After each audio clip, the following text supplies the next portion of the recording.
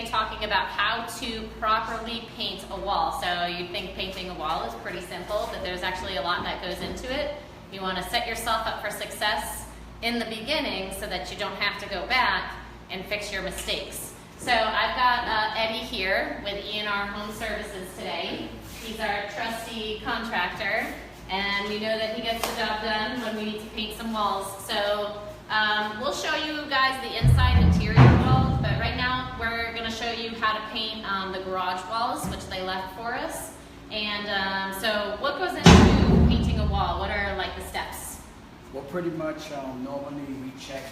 This is a block wall, so it doesn't have texture. But normally when it's drywall like this side over here, we just go ahead and check for, we'll go here and show you.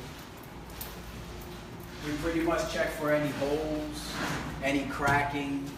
Normally we look to see what type of texture that's on the walls. Okay. And once we get everything filled, we sand it and to try to match the existing texture that's on the walls. So this is the existing right here. Yes, this is called orange peel texture. Yep. So we just went ahead and we filled up the holes. Now we just gotta lightly sand it, we'll texture it and get it ready for paint. But this, normally when you shoot texture on the walls, we like to prime it before we paint it. So texture it, prime it, then paint it. Correct. Okay. Now we showed you guys how to do the knockdown texture. You're probably going to do an orange peel texture on here. Yes. So similar steps using the compressor, only different PSI for that? That is correct. Okay. So, okay. So tell us what you had to do to prep the block wall, which Willie's going to paint here. This is not drywall, like you said, it's block. So we went ahead and just filled up they were pretty large holes, so we didn't want to go with caulk. We ended up going with actual cement. Okay. So we just put cement down, and with cement you can't really sand it. So once we lay the cement on there, we take a sponge, a wet sponge, and we kind of just feather it in. We call it feather it in. Yeah, okay. To try to make it as unnoticeable as possible. Up here on the top, we noticed that we had a lot of gapping between the drywall and the block.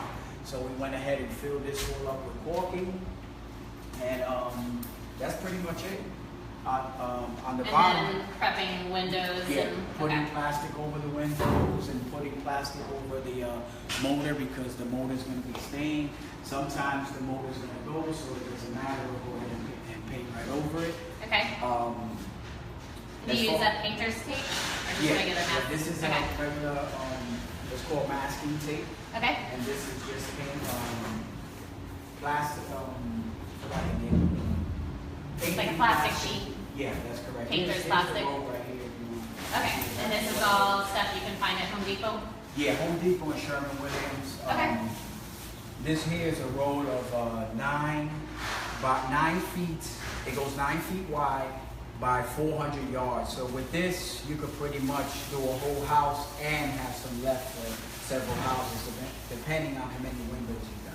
Now we're renovating this house, so obviously we're painting the walls before we put the flooring on, but some people aren't replacing flooring, they're just painting the walls. Would you prep the floors with that plastic or use drop cloths? Well, it depends. If we spray, I recommend using that because obviously that's 9 feet wide, so it's going to cover a longer range versus drop cloths. Okay. If you're just doing a standard wall and you're not spraying those ceilings, it's not necessary to go ahead and cover everything. Basic, 9 by 12 drop cloth will do the job. Here we don't have nothing covered because we're going to go ahead and paint the floors. So here we're okay. We could do what we got to do versus either we could spray the walls, we could roll the walls, and the floor is going to get painted. So paint the walls, then the floor. Yeah, this will be always walls before floors if you're doing flooring flooring or painting the floor. Yeah, because if we was to paint the floor, obviously when we go to paint this, we would have to cover up the floor. So it makes it easier, the process. Okay, Willie, let's see your magic.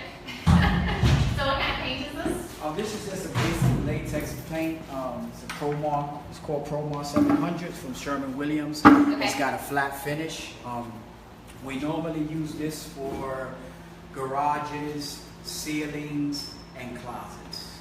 garages, ceilings, and closets. Okay, what about interior walls? Interior walls, we normally go with for, let's say like living room, kitchen, and family room and stuff like that. We normally go with flat, and for the bathrooms we go with a satin finish. Right. So I like doing flat on all the main areas because then it doesn't show the imperfections on the walls, and it's a really crisp look, especially if you're selling the house and you've got buyers coming in, everything's renovated, the walls look crisp. And then like you said, in the wet areas, like the bathrooms, we usually do more of a satin finish. That way if you get water on the walls, it doesn't stain the walls. Okay? Much more easy to wash. Alright, so materials? Yeah, just a basic roller, 9-inch roller, and you got your pole that extends. We use, normally depending on how heavy of the texture that's on the walls, we use, the normal is 1/2 inch, but sometimes with something like that that's blocked and it has a heavy texture and it has cracking, we go with a 3/4 inch nap. These are called naps. Naps. Okay, so 3/4 inch nap for texture. Yeah, but 3/4 inch naps for heavy texture. Okay, what about interior walls that just have a light orange peel texture?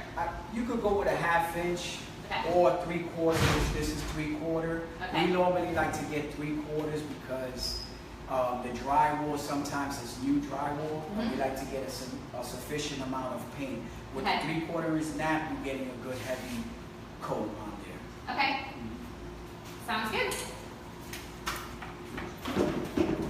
So for our garages, we usually just do pure white for the garages, closets, any trim, any doors, all pure white. Inside, and we'll show you the inside, we've been using Repose Gray, which is a great color because it doesn't have too much purple, it doesn't have too much blue, it's just a really nice neutral color.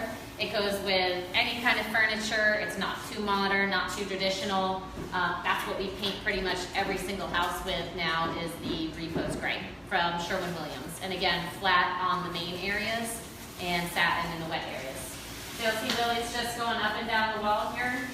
And again, they didn't prep much because they're going to be painting the ceilings and painting the floor after, so they didn't have to cover this area with the plastic. But if you're going to do this inside on an interior wall and you already have flooring down, you definitely want to make sure flooring is covered, you're taping windows off, you're taping off the ceiling if you don't plan on doing the ceiling also.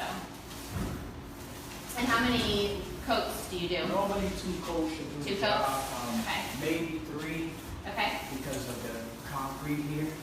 So concrete takes more coats? Yes. Okay. And for the drywall, how many coats will you do on this side? On this side, we'll take 2 coats because we're gonna prime it first. That's right. And then put 2 finish coats. So with block, you don't have to prime it. No, you don't have to. You Okay, can, drywall you but do. it's not really necessary. The reason we prime it is because we're shooting texture over it. I Right. like to prime it when we're shooting texture on the walls. So if you guys want to learn more about texturing, on our last video we did the knockdown ceiling where Eddie showed us how to texture your ceilings to knockdown. This is just a different kind of texture called orange peel. Most of you probably have orange peel on your walls, but if you look at an orange peel, that's what your walls probably look like, and that's the texture for what we're going to do here. And like Eddie said, if you're going to texture the wall, you want to prime it first before you paint it, and then you'll only need 2 coats versus 3 since you're priming it. Okay?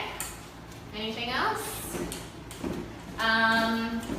You don't have to dilute the paint, right? You're pouring the paint right into the bucket. This is the standard. Yep. Paint is not necessary. Okay. That'll do the job with 2 coats. Great. Okay, so I'll show you guys really quick the inside that they did.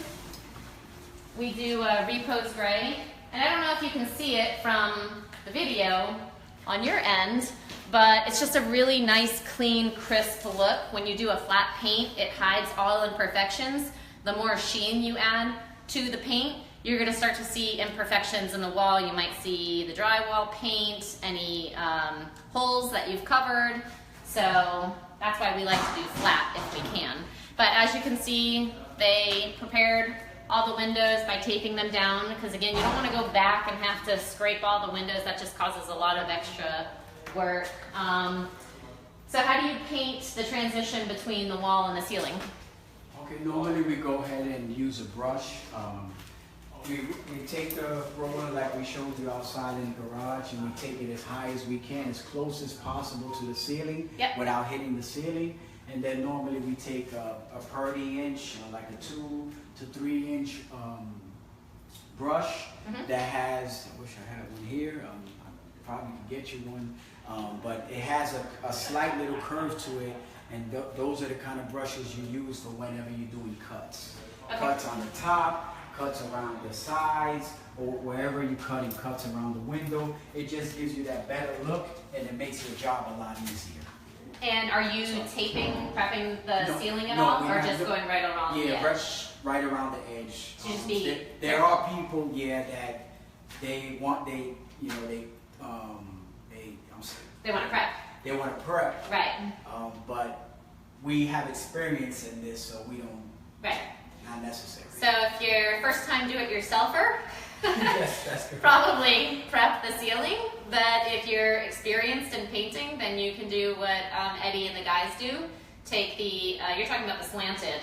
Basically, it's a slanted paintbrush. You said 3? Yeah, I'd say between 2 to 3 inch. 2 to 3 inch. Yeah. And then you're just going right along and painting that transition between the wall and the ceiling. And how many coats in here did you do? Did you do the 2 coats? This one has, I think, one. I would have to check with one of the guys. Okay. But I'm glad you mentioned that, because I have a good advice for first time Do-it-yourselfers? Yeah, do-it-yourselfers. When you go ahead and put one coat, sometimes when the walls are white and you go ahead and you're going to paint a different color, when you put the one coat, sometimes you're going to see the imperfections. Don't panic, because if you do, you go ahead and you cover those areas up. And when you go ahead and give it the second coat, you run it through with the second coat, and you get all the imperfections. So this is one coat. Yeah. So you can see all the little marks. Yeah, see what happens is sometimes when you got a white wall, it's very difficult to see the holes. But when you put a color onto the wall, you see the holes. it brings everything out. So, Right, so don't freak out. yes. Even though you prepared before you gave the first coat, still, when you give it the second coat, don't get discouraged if you still see holes.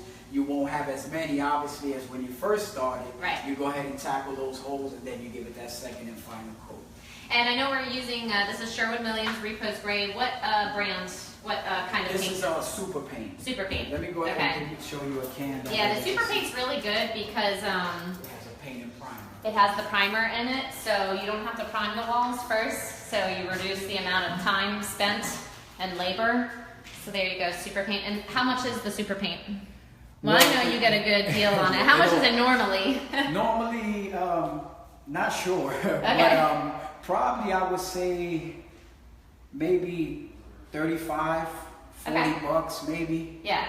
But most painters, I mean, if you have a good painter who's experienced, they get discounts at Sherwin-Williams, so they get a good deal on Sherwin-Williams. That's correct. Which is why they're able to do it. That's why it's great to hire a painter, because they Yes. That's why it's great to hire Eddie.